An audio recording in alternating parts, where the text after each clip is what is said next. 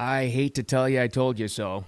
Just kidding. I love being right. No, just kidding. Not about this, because I said several times over the past couple of months when all of this domestic violence was happening in big cities, I had said that the worst violence will happen in the big cities that are the last to accept federal help. And what I just described right there was Boston, Massachusetts, which kills me because, as you can tell, as you know, if you listen to me for a while, that's the area I'm from. A lot of families still there in Massachusetts and in New Hampshire, all over New England, and I'm wearing a hometown sports team gear almost every day on here, so you know that affects me. But there's a reason why this is happening there, and it's Battleground Boston. It's going to wind up being there unless those people wake up. But we got some apologies to talk about from some very famous people today. Zach Bryan gave one of those non-apology stupid things, but he's getting trolled by the people he insulted in that new song, which I just love the pettiness of that. And AOC had to apologize to short guys, which proves once again that wokeism always eventually eats its own. Anyway, we got that to talk about as well. A bunch of other stuff coming up here. A lot of heavy news today. It'll lighten up tomorrow and Friday, I have a feeling, but right now we get through this stuff. In the meantime, let me take care of some business. The Wicked Radio live stream, thank you so much for being here, and on replay later on, and the audio-only podcast. Special message for you Facebook users. I see you. You're growing more and more, but you're not pressing follow.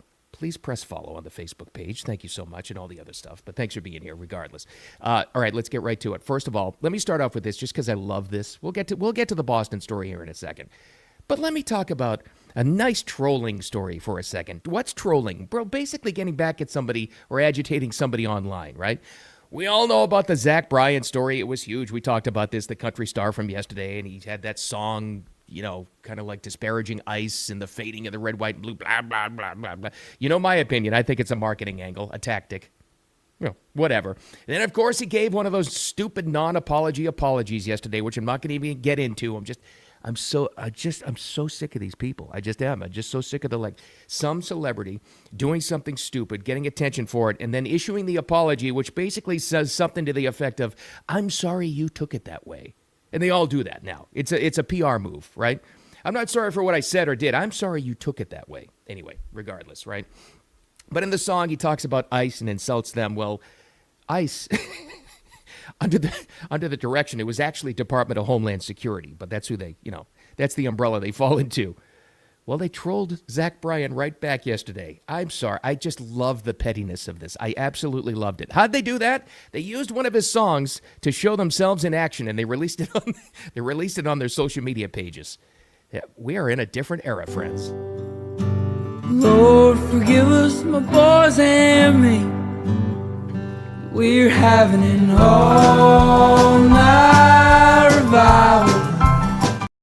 That's directly from the Department of Homeland Security, showing their agents and ICE agents in action. I'm sorry. I love it. I love. Maybe it's not right. Maybe we don't. Maybe things will calm down in the future. But I don't know. Maybe it says something about me. I love that kind of pettiness. But anyway, that's the update on that story. Let's get to the real news. Why do I call it Battleground Boston? If you're just jumping in here, this is why I've said this for 2 months now. When we started to see this domestic violence pop up in major cities, I had a really strong feeling that it was going to wind up being Battleground Boston. Why? Because I think when you look at the cities that have had federal help, it's made a major, major difference. Remember L.A. a couple of months ago? This is when I first started saying this. L.A. got some federal help, and they squashed that right away. Washington, D.C., there are people who live there now I've heard from directly, personally in my life, who said this is a different town. This is, since the feds came in and cracked down in this town, nighttime, which used to be like a dead zone, is alive and jumping now without the crime. That was Washington, D.C. New York City is trying, but it's so big and so out of control and just such a zoo. They're doing their best. Chicago is starting to get federal help. It's just starting now. But the last big cities, not like Portland, a big major city, the last of them to accept federal help are going to be the worst. Why? Because the agitators, the bad people, the violent far left wing in this country, They don't have any kind of an alternate plan. They just trickle down to where the least resistance is. That's why this is happening, and that's why it's Battleground Boston. Why Boston? Well, as I've said quite a few times, you have an absolutely, completely, totally useless, corrupt governor. A mayor of the major city of Boston, which controls the entire state basically because it's a small state, big city kind of situation, is pretty much an admitted Marxist who has done nothing but go pro-crime. All the prosecutors and attorneys general in that district and in that area are completely pro-crime. So the agitators who have been run out of L.A., Chicago, D.C., they trickle down to where the least resistance is. And that describes Boston, Massachusetts to a T. So what happened last night? Why is it Battleground Boston? Well, they're in something that has a name now. A name. With the flyers, they're marketing it, all the agitators. It's called a Week of Rage. This week. Night 2 was just last night.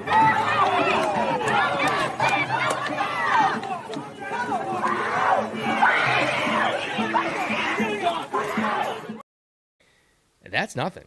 I mean, that's just a small little section. It got a lot worse. That's just quite frankly, the clip I found. I mean, that's downtown Boston. That's, that's by Boston Common. That's what it is. Week of Rage. Did I make that up? Did I pull that out of the air? The Week of Rage? No. Some Boston politicians had found this, on the other side of things. They're trying to wake people up to exactly what's going on. It's the Week of Rage. Started on Monday, which was the 6th. Huh. Interesting, huh? No Other Land screening hosted by Palestine Student Association and Islamic Society. Huh. Tuesday's events, which is where this was, write the names of martyrs. Flood downtown for Gaza. That was starting at 5:30 p.m. at Boston Common, if you know the area. Wednesday, tonight, community vigil for Palestine. How peaceful do you think that's going to be? Thursday's events.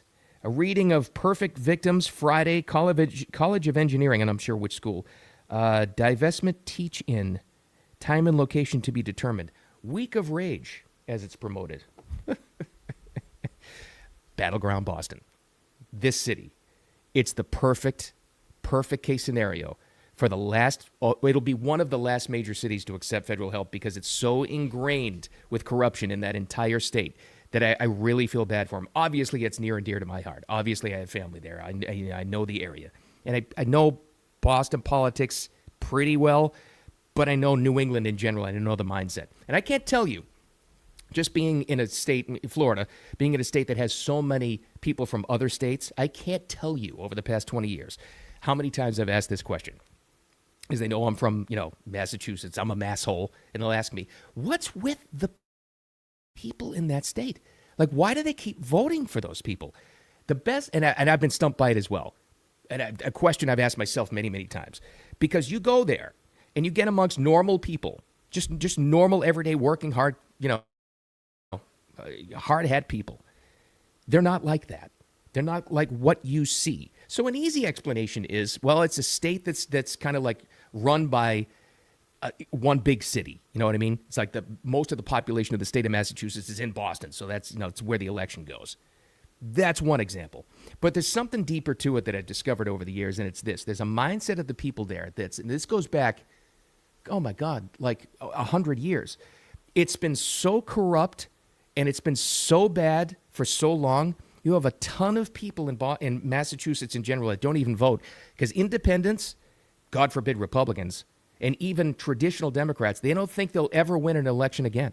They just give up. I mean, they really do. That's actually the mindset. They don't think they even have a chance to do it. That's what happens. And that's an example. It's why you can't give up. That's why you just can't hide your head in the sand. You don't have to be all politically active all the time and be one of those people. They're miserable, but you can't hide from it. That's the thing. You got to be able to do something about it. It kills me. It just kills me that that's going to happen because it is going to be Battleground Boston. That's going to be the last stronghold of this, which in a way, I can't stand that they're going through this and it's going to get only worse. It just is. Just the violence is only going to get worse. It's only going to pick up from here. This week of rage, that's nothing. Absolutely nothing, because now they're empowered. Now you have these violent leftist agitators who are so worked up and so empowered by this, they're only going to continue Because now they know that the cops are these poor cops are overrun. They know that they're not going to spend a night in jail, or it'll be a couple of hours because of these local corrupt prosecutors that are there. A useless mayor that does nothing, and a governor that is only interested in re-election. She won't do anything to them either. And they just flat out whitewash it, and they ignore anything going on. They'll tell you that it's no problem at all. Exemplified by the fact that local media, much like national media up there, are calling these pro-Palestine protests. I just read to you the description of the Week of Rage and who's organizing it. This is nothing. Don't ever let, no matter where you live in the country, don't ever let these media outlets get away with calling these pro-Palestinian protests. They're pro-Hamas. There's a reason why it's this week, on the 2-year anniversary of what happened in Israel. There's a reason why it's happening there. And then there's a reason why it's pro-Hamas, organized by, if you ask a simple question, who's organizing the Week of Rage specifically in Boston? Well, here's what Grok came up with, just a quick search, who's behind it? Palestinian Youth Movement, Boston chapter.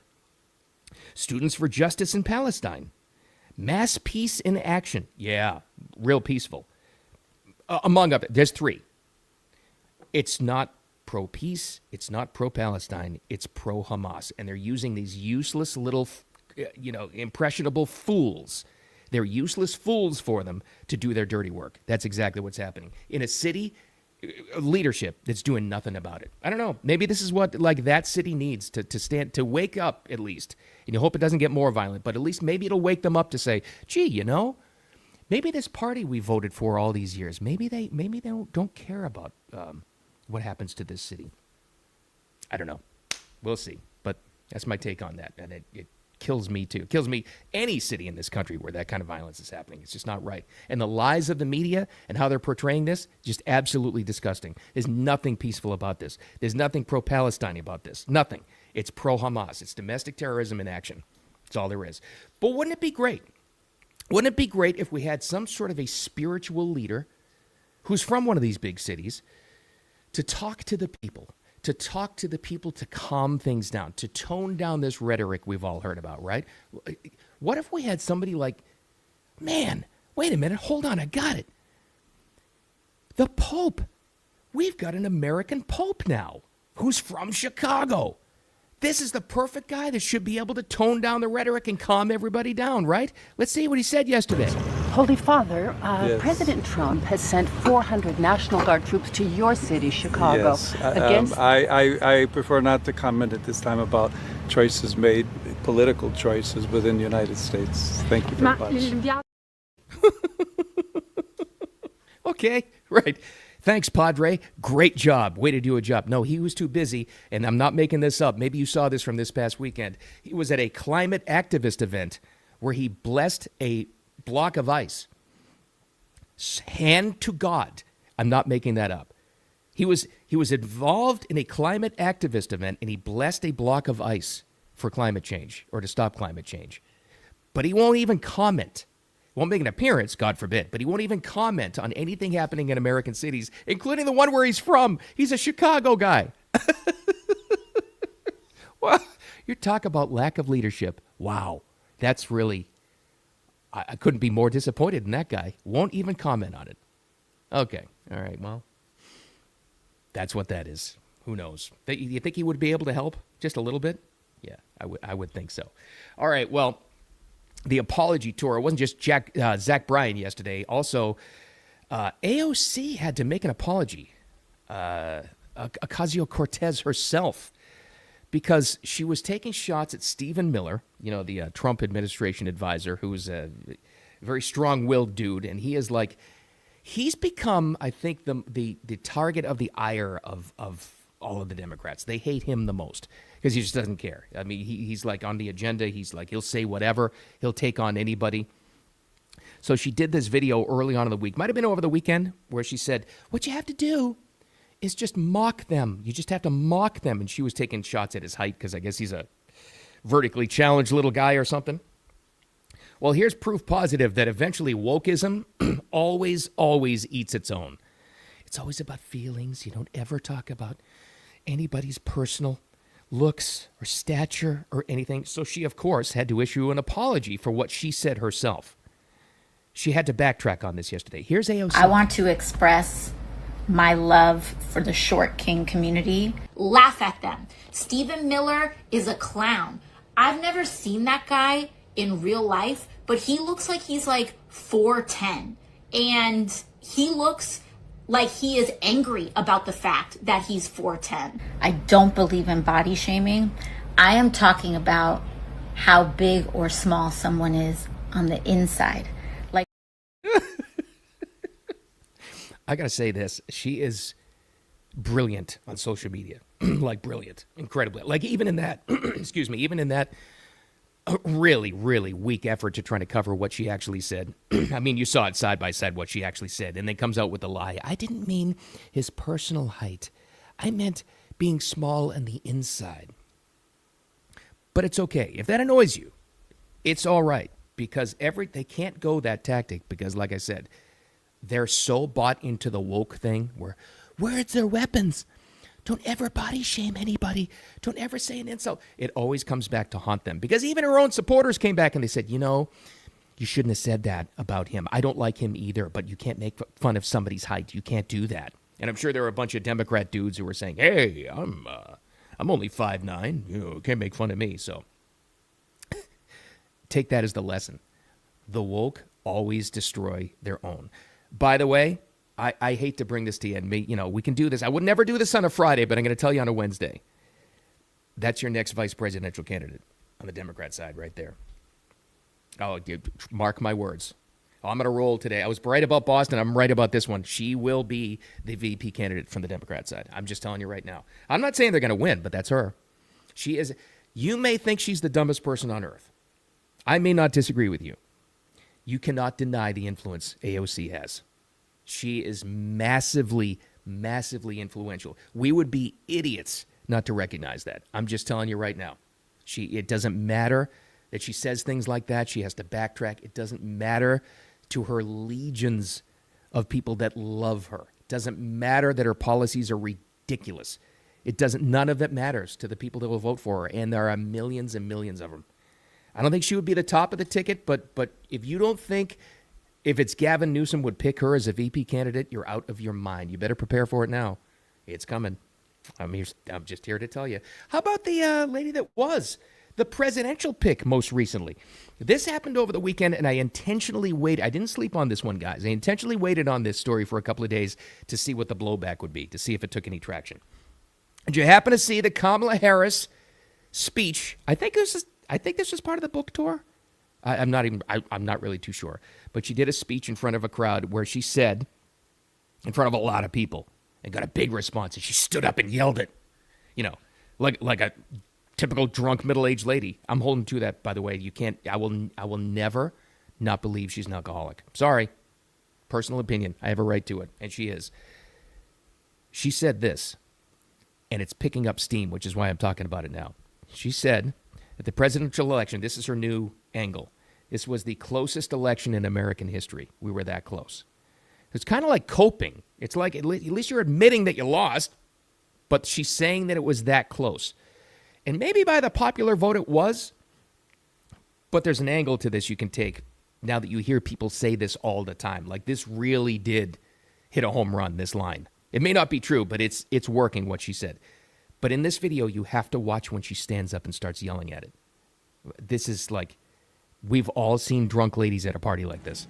And here's the other thing that is quite unprecedented.